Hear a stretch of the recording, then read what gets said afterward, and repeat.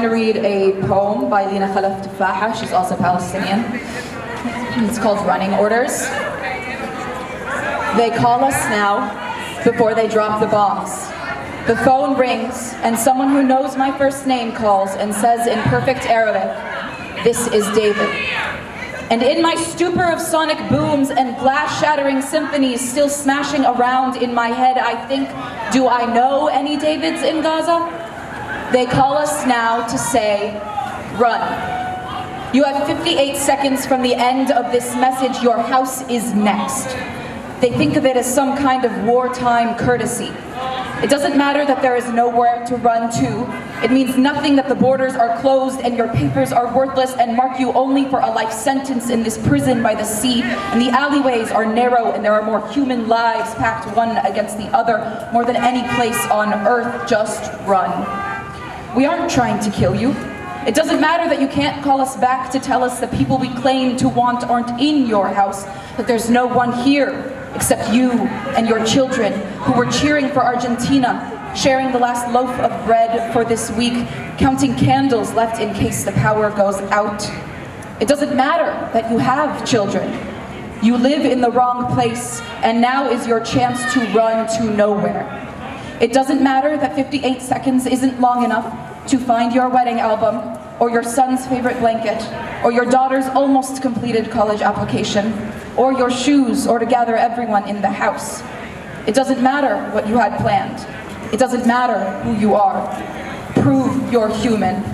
Prove you stand on two legs. Run.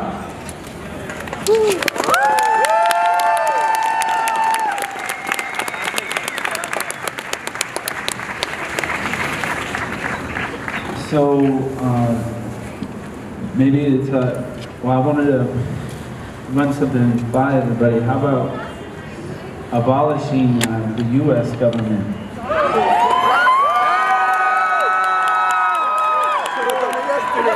And that would obviously help Gaza, help people in Palestine, help a lot of people around the world where our, obviously our tax dollars are going, just decimating places.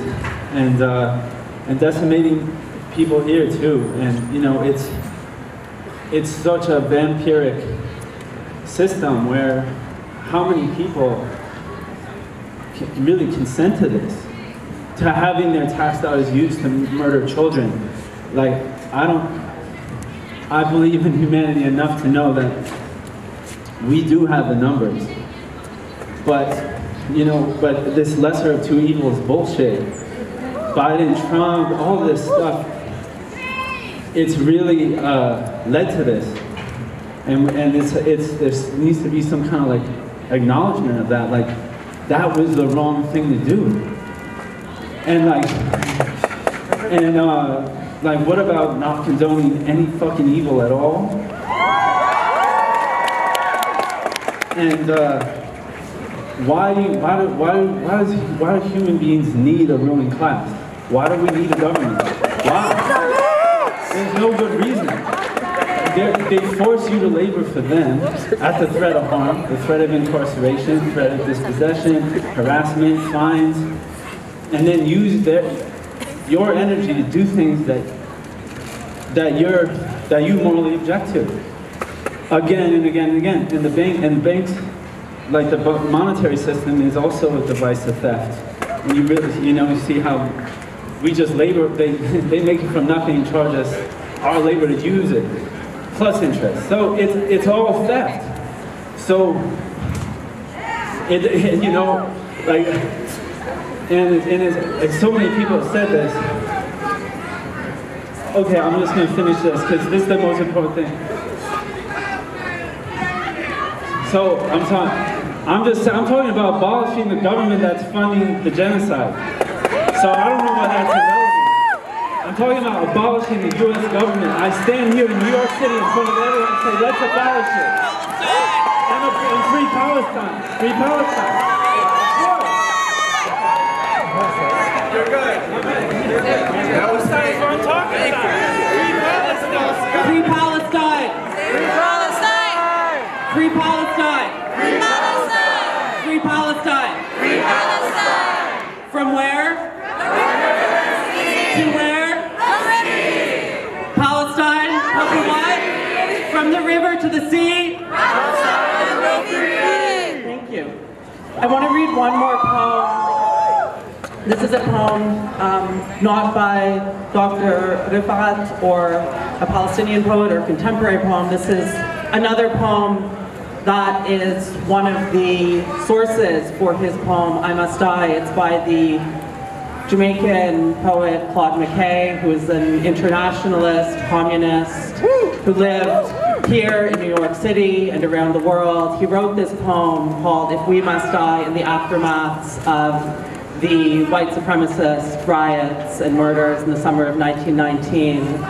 And like the poem by Al-Mutanabi, the 10th century Iraqi poet that Layla read earlier, this is one of the sources that Refaat drew on for his work.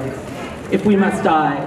If we must die, let it not be like hogs, hunted and penned in an inglorious spot, while round us bark the mad and hungry dogs, making their mock at our accursed lot. If we must die, oh, let us nobly die, so that our precious blood may not be shed in vain. Then even the monsters we defy shall be constrained to honor us, though dead. Though far outnumbers, let us show us brave, and for the 1,000 blows deal one death blow. What though before us lies the open grave? Like men will face the murderous cowardly pack, pressed to the wall, dying but fighting back.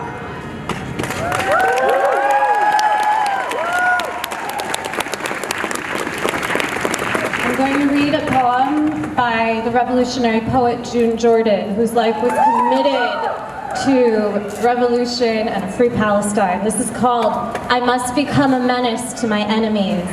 And I'm reading this tonight because I think in Dr. Alareer's memory, we should take this energy forward. I will no longer lightly walk behind a one of you who fear me. Be afraid. I plan to give you reasons for your jumpy fits and facial tics. I will not walk politely on the pavements anymore. And this is dedicated in particular to those who hear my footsteps or the insubstantial rattling of my grocery cart and then turn around and see me and hurry on away from this impressive terror I must be. I plan to blossom bloody on an afternoon, surrounded by my comrades singing terrible revenge in merciless, accelerated rhythms. But I have watched a blind man studying his face. I have set the table in the evening and sat down to eat the news. Regularly, I have gone to sleep. There is no one to forgive me. The dead do not give a damn. I live like a lover who drops her dime into the phone just as the subway shakes into the station, wasting her message, canceling the question of her call, fulminating or forgetful, but late, and always after the fact that could save or condemn me. I must become the action of my fate. How many of my brothers and sisters will they kill before I teach myself retaliation? Shall we pick a number? South Africa, for instance. Do we agree that more than 10,000 in less than a year, but less than 5,000 slaughtered in 6 months? Well, what is the matter with me? I must become a menace to my enemies. And if I ever let you slide, who should be extirpated from my universe, who should be cauterized from Earth completely, law and order jerk-offs of the first of the terrorist degree, then let my body fail, my soul its bedeviled lecheries. And if I ever let love go, because the hatred and the whisperings become a phantom dictate, I obey in lieu of impulse and realities, the blossoming flamingos and my wild mimosa trees, then let love freeze me out. I must become a menace to my enemies.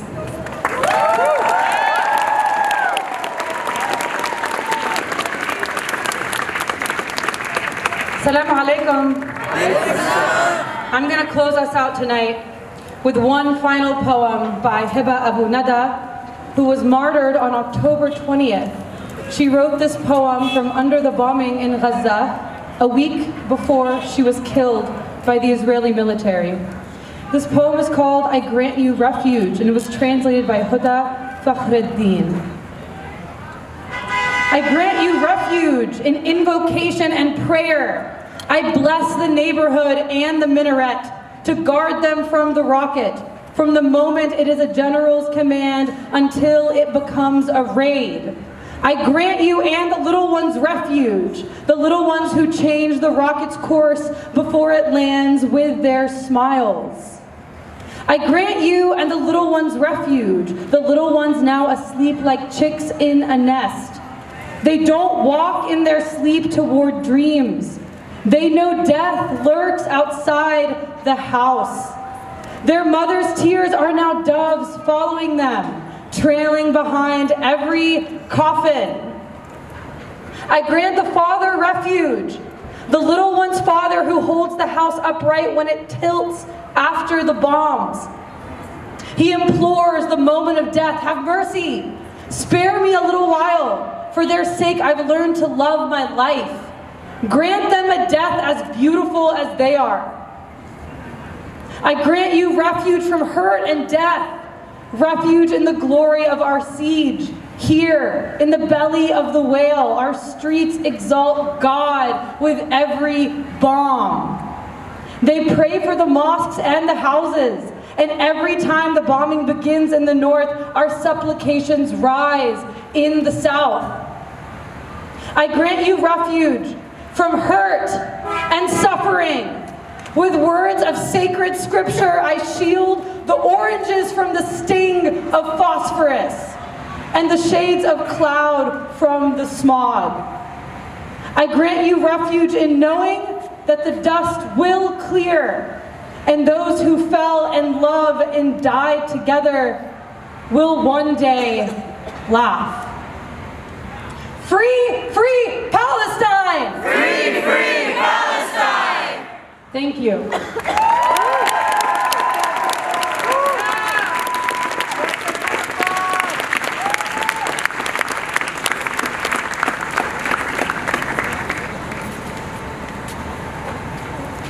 We are thousands, we are millions, we are Palestinians! We are thousands, we are millions, we are Palestinians! We are thousands, we are millions, we are